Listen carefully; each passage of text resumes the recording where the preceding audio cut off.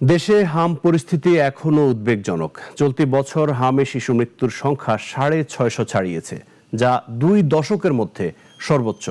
রাজধানীর হাসপাতালগুলোতে প্রতিদিনই বাড়ছে হামে আক্রান্ত রোগী ভর্তির সংখ্যা। পরিস্থিতি সামাল দিতে না পারলে গুরুতর জনস্বাস্থ্য ঝুঁকির কথা বলছেন বিশেষজ্ঞরা। সময় মতো হামের টিকা দিতে না পারাকেই দুষছেন চিকিৎসকরা। মিরাজ মিজুর রিপোর্ট। সময় মতো টিকা দিতে না পারায় ফেব্রুয়ারির শেষ দিকে হামের প্রাদুর্ভাব সারা দেশে ছড়িয়ে পড়ে। পরিস্থিতি গুরুতর হওয়ায় 15 মার্চ থেকে হাম আক্রান্ত তথ্য ও পরিসংখ্যান সংরক্ষণ শুরু করে স্বাস্থ্য অধিদপ্তর। বিশ্ব স্বাস্থ্য সংস্থা WHOর তথ্য বলছে, এর আগে 2025 সালে দেশে সর্বোচ্চ 25,000-এর বেশি শিশু হাম আক্রান্ত হয়েছিল। কুর্মিটোলা মাল্টিকেয়ার হাসপাতালে শিশু বিভাগের কোনো সিট খালি নেই। বেশিরভাগ শিশুই ভর্তি হচ্ছে হামের উপসর্গজনিত নানা জটিলতা, বিশেষ করে জ্বর, নিউমোনিয়া, ডায়রিয়ার উপসর্গ নিয়ে। এছাড়া সেপসিস ও কানের সংক্রমণের মতো জটিলতাও দেখা দিচ্ছে।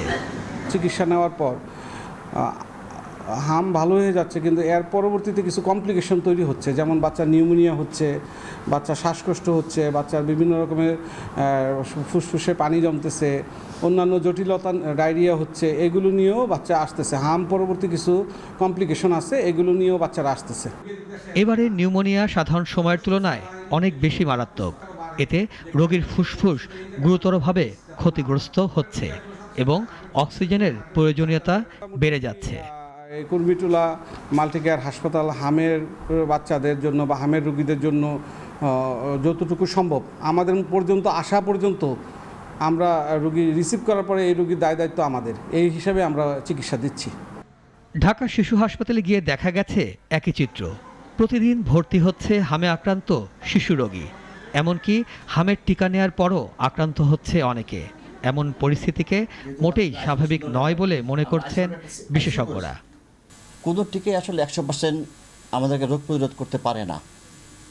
একটা পার্সেন্টেজ থাকে আপনার এই রোগটা হইতেই পারে, এবং পুরোপুরি টিকাটা আমাদেরকে পুরোপুরি রোগ ইমিউনিটি দেয় না। সো কিছু কিছু রোগী সাফার করবে, কারো কারো এই রোগটা হইতেই পারে, এটাও স্বাভাবিক। তবে টিকাটা পেলে এত টিকা পাওয়া থাকে, তীব্রতাটা কম থাকে, এত খারাপ হয় না সাধারণত আর কি। এবার হামের প্রকৃতিতেও পরিবর্তন এসেছে। এখন শিশুদের পাশাপাশি বর্তমানে প্রাপ্তবয়স্কদেরও হামের আক্রান্ত সংখ্যা বাড়ছে। বিশেষ করে যাদের রোগ প্রতিরোধ ক্ষমতা কম, তারা বেশি ঝুঁকিতে রয়েছেন। মিরাজ মিজু, নাগরিক।